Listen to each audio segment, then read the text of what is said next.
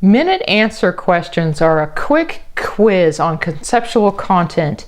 If you're looking for a certain question here, watch the bottom left-hand side of the screen for it to come up. We're going to start at the beginning. Let's take a look. Costs incurred at a facility even when it is idle are called, idle. Fixed costs. Fixed costs do not vary with volume. That's their definition. So one very good test of a fixed cost is if you were to shut down all activity, do you still have to pay that particular expense? Like for instance, rent, that would make it a fixed cost.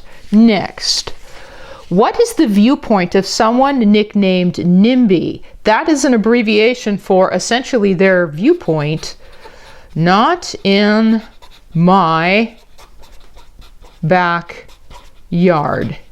NIMBY refers to a grassroots movement at a particular location where the residents at a location are resisting the proposal of the location of some other type of facility there, typically for, they believe that it will increase traffic or it will lower their own property values. It could be many, many different reasons, but if they do not want something located near their residences, we refer to that as NIMBY. All right, now, next. What are costs that vary with volume? That's easy. Costs that vary are variable costs.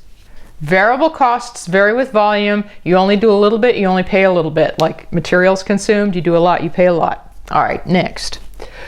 Which does not support the flow? Okay, now first off, does not support the flow of information between supply chain partners. Oh, and it's this or that. Intermodal containers or paper forms. It would be intermodal containers. They do support the flow, of goods. Goods, not information. Paper forms, although they're rather old-fashioned, nonetheless, paper forms can transport information. Intermodal containers, or cargo boxes, right, cargo boxes transport goods. Okay, next. What do we have next? If goods are available under the standard terms EXW, is the buyer or the seller responsible for the goods clearing customs? EXW, also known as X Works, right? That abbreviation right there, that means the buyer is responsible, because what X Works or EXW is indicating is the terms are that anything beyond the supplier's location, right? The goods are available at the supplier's location, that's up to the buyer. The buyer has to settle it, fund it, take care of it, right? Or suffer it. All right, next. Would passenger airlines or bicycle courier service be an example of what? Hub and spoke network. Oh, definitely passenger airlines. Because a hub and spoke network is a network in which you transport from a wide variety of locations into a central area, like a great big airport, like Atlanta Hartsfield or Tokyo Narita, and then from there you switch vehicles and transport back out again along another spoke. Courier bicycle service is nothing like that. Courier bicycle service, basically its strength is adaptability in that it is not confined to any particular route, so they're really, really good in, for instance, congested city centers. Anyway, which is less accessible, air freight or maritime shipping networks? Maritime. Okay, how do I defend that statement? Let's think about it. Accessibility, right? You want to use the network. Where do you contact the network? Okay, you say, well, maritime shipping, those are boats. They're all over the world. Most of the world is ocean.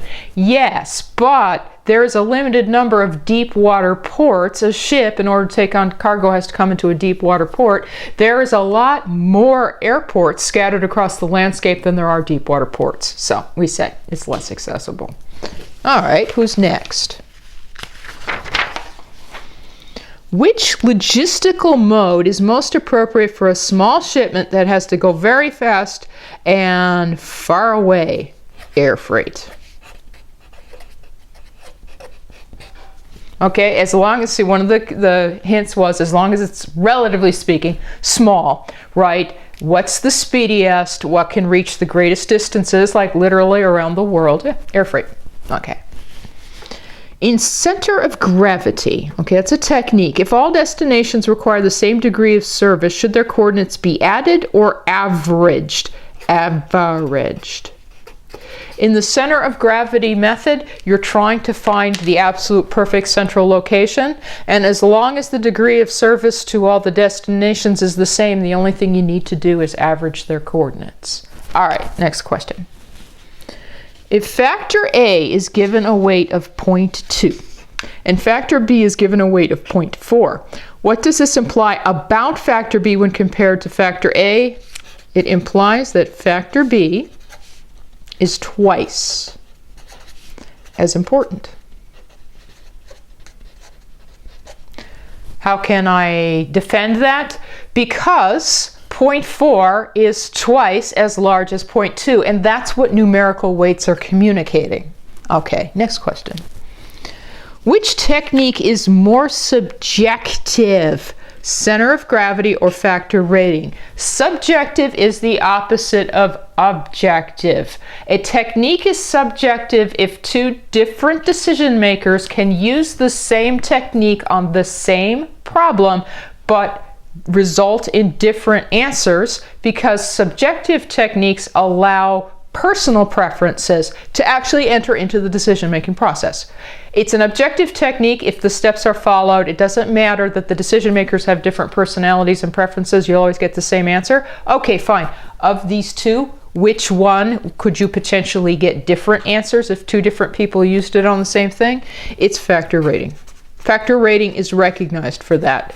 It's both one of its greatest strengths and its greatest weaknesses. It allows personal preferences to be folded into the process.